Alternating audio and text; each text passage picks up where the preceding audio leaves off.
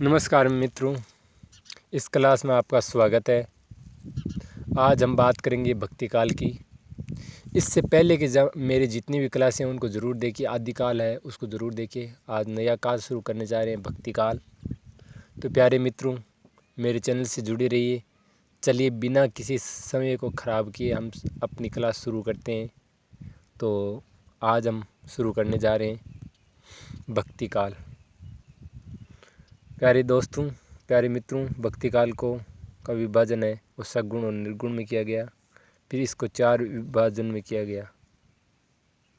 तो भक्ति आंदोलन है उसका विभाजन 4 भागों में, राम भक्ति शाखा, कृष्ण भक्ति शाखा, ज्ञानाश्रय शाखा और प्रेमाश्रय शाखा। राम भक्ति शाखा को राम काव्य, कृष्ण भक्ति शाखा कृष्ण काव्य, ज्ञानाश्रय शाखा है ये संत काव्य को ज्ञानाश्रय कह देते और सूफी काव्य इसको प्रेमाश्रय शाखा कह देते। तो इनका विभाजन है वो फिर 4 भागों में किया गया। प्रश्न पूछा जा सकता है यहाँ से। अगला देखिए, भक्ति शब्द का सर्वप्रथम उल्लेख है वो है श्वेताश्वेतर उपनिषद में मिलता है। वेरी इंपॉर्टेंट लगा तो पूछा जा सकता है, आपको कंफ्यूज किया जा सकता है। यहाँ आपको वहाँ रामायण, महाभारत, वेद इस तरह ऑप्शन देकर पूछा जा सकता है। तो आपका उत्तर होना चाहिए श्वेताश्वेतर उपनिषद में मिलता है। दूसरा, रामचंद्र शुक्ल ने भक्ति काल का प्रारंभ है वो 1375 संवत से 1700 संवत तक माना। अगर ईस्वी में पूछ ले तो 1375 से आपको 57 घटा देना है, वो काम तो आप कर ही लेंगे। भक्ति काल को रामचंद्र शुक्ल ने पूर्व मध्य काल का है, ये काफ़ी इम्पोर्टेंट है, ध्यान रखना। आपको क्या कहा है? पूर्व मध्य काल। अगला, जॉर्ज ग्रेसन ने भक्ति काल को हिंदी साहित्य का स्वर्ण युग, तो पूछा जा सकता है कि भक्ति काल को है वो हिंदी साहित्य का स्वर्ण युग किस विद्वान ने कहा। तो आपका उत्तर होना चाहिए जॉर्ज ग्रेसन। और धार्मिक पुनर्जागरण की संज्ञा भी दी, ये भी इम्पोर्टेंट है। किसने दी धार्मिक पुनर्जागरण की संज्ञा? तो आपका उत्तर होना चाहिए जॉर्ज ग्रेसन ने। दोनों ही काफ़ी महत्वपूर्ण है। अगला देखिए, रामविलास शर्मा और हजारी प्रसाद द्विवेदी, इन्होंने क्या कहा है? लोक जागरण। वेरी इंपॉर्टेंट, पूछा जा सकता है लोक जागरण की संज्ञा किस विद्वान ने दी। वहाँ आपको उत्तर होना चाहिए, अगर हजारी प्रसाद है तो हजारी प्रसाद, या रामविलास शर्मा है तो रामविलास, दोनों ही विद्वानों ने कहा है। तो चलिए आगे बढ़ते हैं, ये काफ़ी इम्पोर्टेंट है।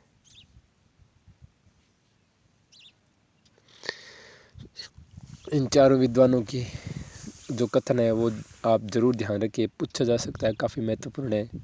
जॉर्ज ग्रेसन है वो कहते हैं कि ईसाइयों की देन है। ये कहते हैं कि जो भक्ति आंदोलन है वो ईसाइयों की वजह से आया है। ऐसा किसका कहना है? जॉर्ज ग्रेसन का। रामचंद्र शुक्ल जी कहते हैं कि इस्लामी आक्रमण की प्रतिक्रिया है। क्या जो इस्लाम ने हिंदुस्तान पर आक्रमण किया उसकी प्रतिक्रिया स्वरूप है वो भक्ति का उदय हुआ, ऐसा कहना है रामचंद्र शुक्ल जी का। और ये कथन काफ़ी महत्वपूर्ण है, कहीं परीक्षा में आ चुका है, फिर आ सकता है। हजारी प्रसाद द्विवेदी, ये भी इम्पोर्टेंट है कथन। भारतीय चिंतन धारा का स्वाभाविक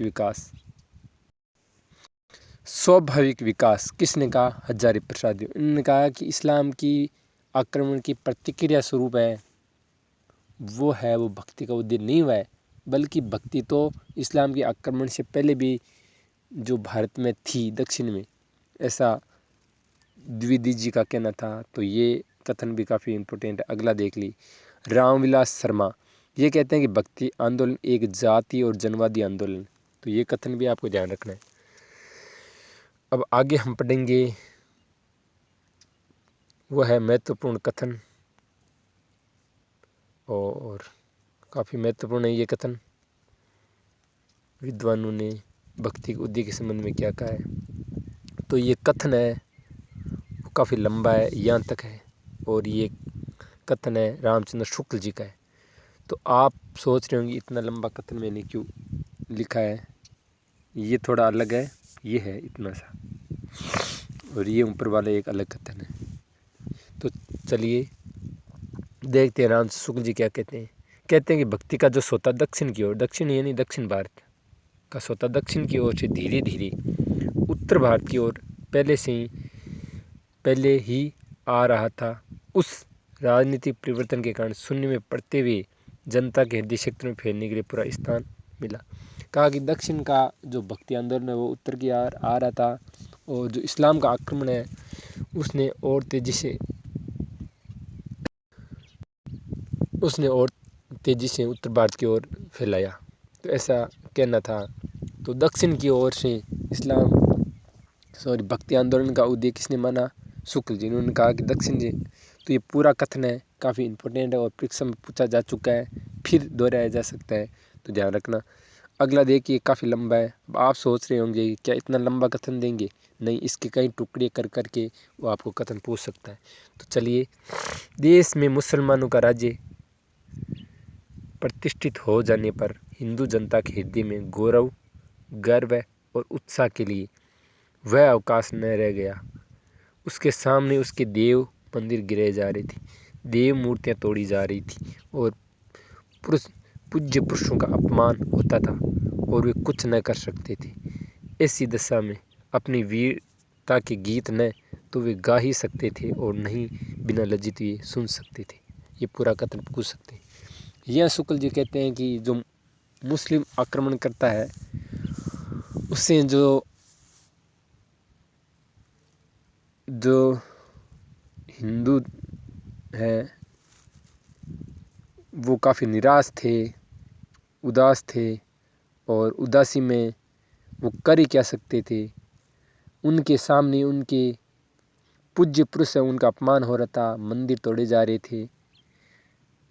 तो उदासी में, हताशा में भक्ति करने के अलावा और कोई रास्ता इनके पास बचा ही नहीं था, ऐसा कहना शुक्ल जी का है। तो इससे ये समझ गए होंगे कि ये इस्लामिक प्रतिक्रिया स्वरूप है, वो भक्ति का उदय हुआ, ऐसा शुक्ल जी का मानना है। आगे चलकर जब मुस्लिम साम्राज्य दूर तक स्थापित हो गया, परस्पर लड़ने वाले स्वतंत्र राज्य भी नहीं रह गए। इतनी भारी राजनीतिक उलटफेर के पीछे हिंदू जन समुदाय पर बहुत दिनों तक उदासी सी छाई रही। अपने पुरुषों से हताश जाति के लिए भगवान की शक्ति का और करुणा की ओर ध्यान ले जाने की अतिरिक्त दूसरा मार्ग ही क्या था? दूसरा कथन यहाँ से बन सकता है। ये इस तरह 2 टुकड़ों में या 3 टुकड़ों में करके प्रश्न पूछा जा सकता है। तो यह कह रहे हैं कि हिंदू जन समुदाय बहुत उदास हो गया और हताश हो गया, और इस हताशी में ही उन्होंने भक्ति का मार्ग चुना, ऐसा शुक्ल जी का कहना है। तो ये कथन भी आप ध्यान रखें। चलो, अगला कथन भी काफ़ी महत्वपूर्ण है, हजारी प्रसाद द्विवेदी। लेकिन जोर देकर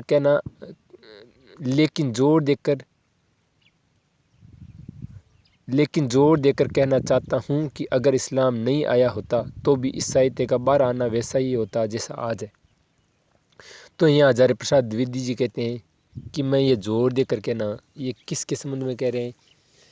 जो रामचंद्र शुक्ल जी के कथन है कि भाई इस्लाम की प्रतिक्रिया स्वरूप वो भक्ति का उदय हुआ, उसका खंडन करते हुए कहते हैं कि मैं जोर देकर कहना चाहता हूँ कि अगर इस्लाम नहीं आया होता तो भी साहित्य का बाहर आना वैसा ही होता जैसा आज। इनका कहना है कि इस्लाम के आने से भक्ति का कोई संबंध नहीं है, ऐसा इनका कहना था। तो ये बात ज़रूर ध्यान रखना। इस्लाम की प्रतिक्रिया हजारी प्रसाद द्विवेदी ने नहीं माना, और ये कथन है ऐसे कैसे पूछा जा सकता है? पहले भी पूछा गया। ग्रेटसन, ये इनका कथन भी काफ़ी महत्वपूर्ण है, बिजली की चमक के समान।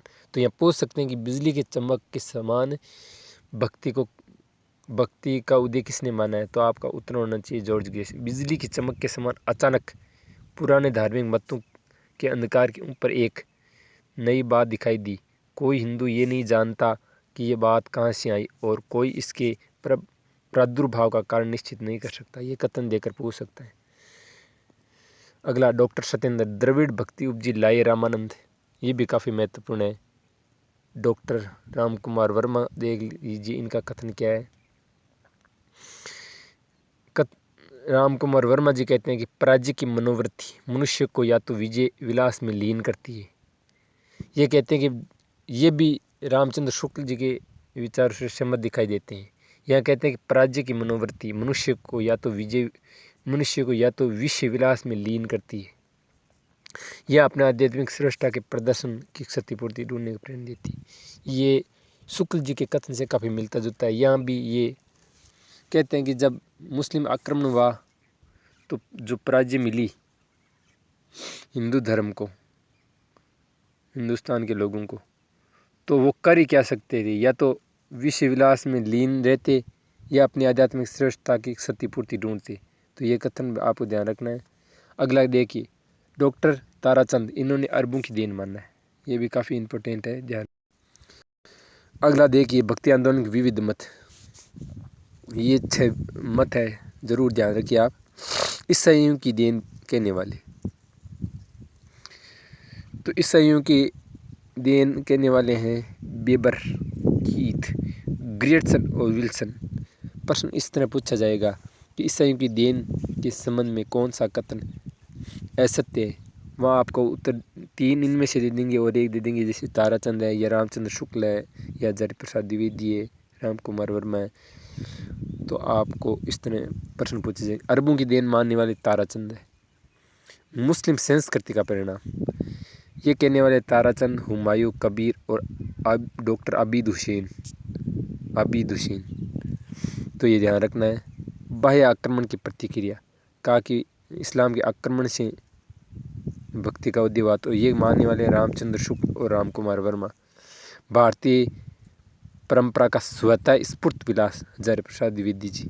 स्वतः, उनका कि ये अरबों की देन, इस्लाम की प्रतिक्रिया स्वरूप नहीं, बल्कि ये तो पहले से स्वतः ही भारतीय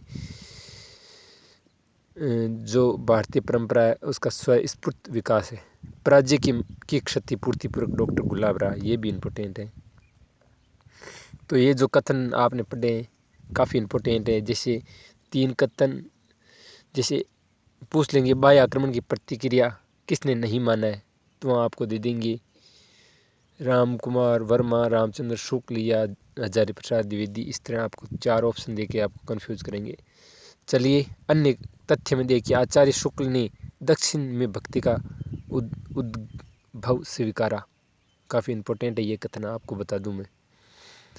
और अगला है, भक्ति का सूत्रपात अखंड रूप से 9वीं सदी, किस सदी में, 9वीं सदी, यह ध्यान रखना आपको।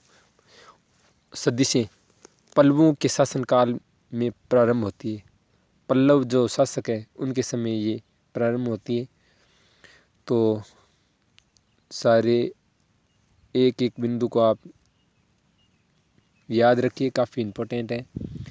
इसका दूसरा भाग भी मैं जल्दी लेकर आने वाला हूँ, आप इंतज़ार करिए और पहले की वीडियो ज़रूर देखिए। और इसके दूसरा भाग वो जल्दी मैं वो लेकर आने वाला हूँ, इसको 1-2 बार ज़रूर देखिए। और मैं हिंदी साहित्य का पूरा जो इतिहास है वो कराने की कोशिश करूँगा, पूरा प्रयास कर रहा हूँ। और दोस्तों, मैं यहाँ अपनी क्लास को अब विराम देता हूँ।